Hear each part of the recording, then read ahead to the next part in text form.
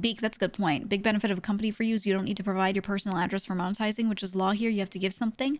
Yes. Yeah. I think that's why most streamers end up signing to some sort of company of some anything like a talent agency or whatever, is because then you have some sort of legal buffer, right? So someone can be in between you and them, and they could be like, no, I'll accept those packages. Oh, you want their address for billing and for the sponsorship opportunity? No, we're going to put our information on here and then pass it to them, right? And that way you can keep yourself very protected from that stuff. And then you also know that source that does have your info, you know who they are, you're under contract with them, you have like ability to do something should something go wrong, right? Whereas when you're getting sponsorships, whatever, you think you know people, but like if you don't know enough about that situation and things go sideways, it's very easy for them to kind of dodge you and dodge a consequence, right? So yeah, it's nice to have that. It's very nice to have that. You can make your own shell company, register it to PO box. No, who's gonna own the company? Who's gonna own the company? Because when you make a company like that, someone has to own it. And they can find out who owns any company pretty much everywhere in the US. Now, they used to have some states where you could completely cover that up. Not anymore. LLCing yourself still means somebody has to be a registered agent. That is publicly searchable. Exactly. So there are ways where you can have a contract with a lawyer, and then the law firm and the lawyer's name are on it. So when you publicly search, you get that person's info. So at least they'll know who your lawyer is, right? Like, and that's it.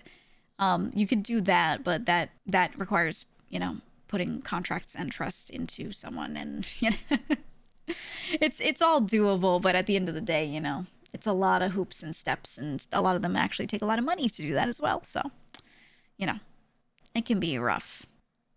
Yeah, I'm aware of how Delaware does it. It's kind of the like capital of LLCs for a reason, but even then, still, there are services for that. Yeah, what you're saying, to have a public agent for your LLC, but even then, once there's liability, so those services, a lot of them, what they don't tell you, but when you look into it, you find out, is that when there's some sort of liability and someone is trying to sue you, they still have to give up your information and not the public agent. That is how a lot of those work. If you want it to actually be fully obscured, those basic services usually don't work. There's a lot more. Yeah, they'll fold on you instantly. Exactly. So it's doable, but in practice, it often doesn't work out that way. So it's not as infallible as people think. Yeah, something, do your own research. Exactly. Go Google it. Google right now, how do I make an LLC without giving up my name? And go try to like attempt the process and see what happens. It's really difficult. Harder than people think. And there'll be so many people online that will give bum advice, and they'll be like, "Oh, just go to one of these things and make it work," blah blah, and it just doesn't. How would you want to keep your identity private if you want to be a VTuber? It's really hard. That's all I'll say. It's really hard. And this is why a lot of people just do dealings in business through some other company that they're signed to, some sort of agency or something. That's just how they do it. But someone in that agency has to have your info. You have to give it to somebody. You have to. Like, there's no point where you can keep it 100% secret. It is legally impossible, because then, should there be liability, you can't be literally unchaseable. Yeah, business PayPal is how most people do it, though. Yeah. They just get a business PayPal and just use an email that is just for their VTuber stuff. And that, honestly, if you're just streaming and you're not taking any contracts or anything, you should be able to be pretty well protected from that. You really shouldn't need more of that unless you're, doing sponsorships and starting to do a lot of bigger stuff. Then you have to maybe you sign to an agency, right? But PayPal, I know, but it's the option you have. That's what you got. But yeah, it's tough, because then a lot of people, when they think of oh, let me have someone else own something, they tend to like who do you ask? You're not gonna ask a family member, because they're a family member. You know what I mean? They're tied to you. What do you ask a random friend? Can you trust a friend owning your entire everything? You think you can, but can you? So yeah, all this stuff becomes really real interesting to try and make work. Real interesting. The guy living in a van down by the river. Yep. Your guild leader. Yeah, one of my friends from an MMO from 10 years ago, I'll have them own my company. Exactly. Ask mom always? Yeah, and then when someone finally doxes you, they find your mom's house and they go to her house and kill her. That's just great idea. Great idea. You know what I mean?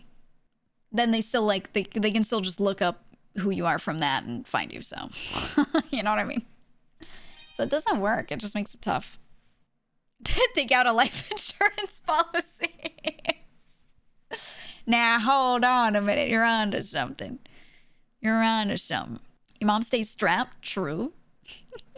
True. I don't know. It all becomes very complex. Very complex.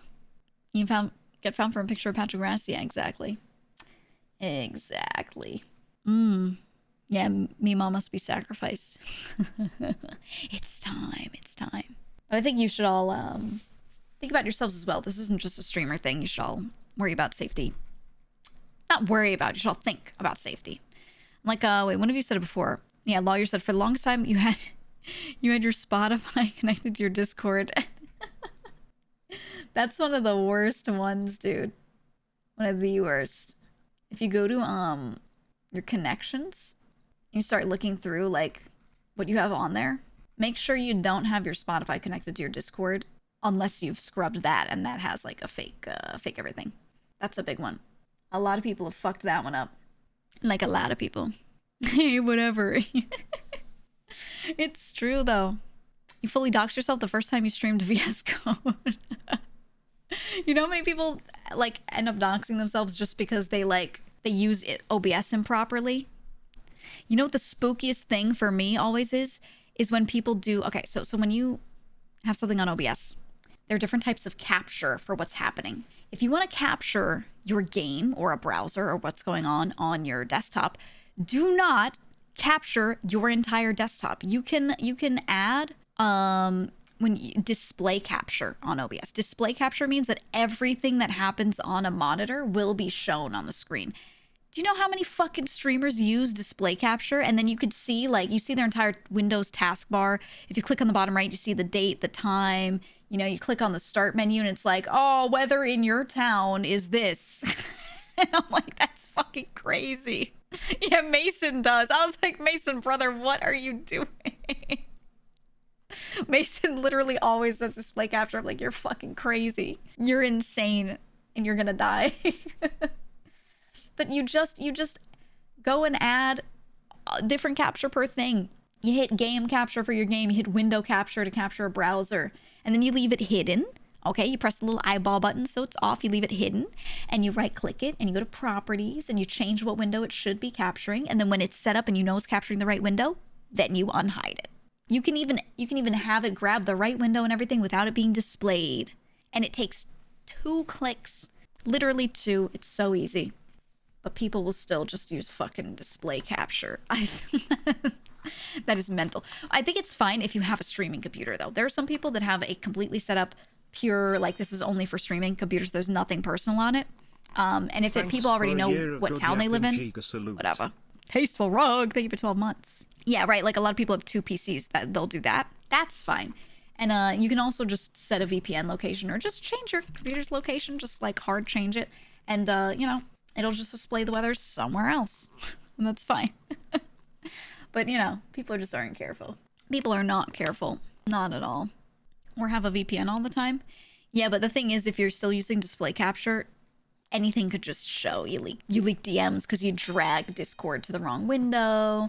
I know one of my friends, thankfully they didn't get doxxed from it, but they had like some DMs leak because he had a few monitors set up and one of his monitors turned off. So, you know, Windows is a thing where it blinks for a second and readjusts to only having 2 monitors instead of 3, and it consolidates your windows. So it took all the windows he had on his left monitor, that was like the don't show to stream monitor, right? And it just like moved them to the middle. So his DMs and a couple things were all just on the screen. And thankfully it was just stuff that like he'd rather people not see, but it wasn't like personal info. But it could have been. It could have been, you know? Like what could he have had opened and had that happen at the wrong time? Boom, like everything could have been on there. He could have been ERPing in Discord and it could have been seen. So, you know, Joel's like, that's not what I'm talking about, but yeah. But it happens to people a lot. So, you know, even me, when I leave Discord open, what I do is two things. I click to my own server, and then I click to like 2 or 3 channels that are totally fine being displayed. So that way, should anything accidentally happen, like I change my browser capture to Discord accidentally, I don't click the right browser name or something, and it shows my Discord, it just shows like me having my own server open. And I click between a few chats because this way, in case I'm on my Discord and I accidentally click the back button, it doesn't open my latest DM that I just clicked off before that, or, you know, stuff like that, right? I always do that just as a precaution. And I don't even have to think about it. It doesn't take time out of my day to do that because that's just part of my stream setup. Like when I'm getting my stream ready, I move this monitor or this window to this monitor, that window to that monitor. I open these channels, I open that, I make sure those tabs are open. So it's like, you know, it's just part of the setup and it's easy. But yeah. Get on Valo, kitten. I see my DMs with my friends. Good morning, kitten. How are you today?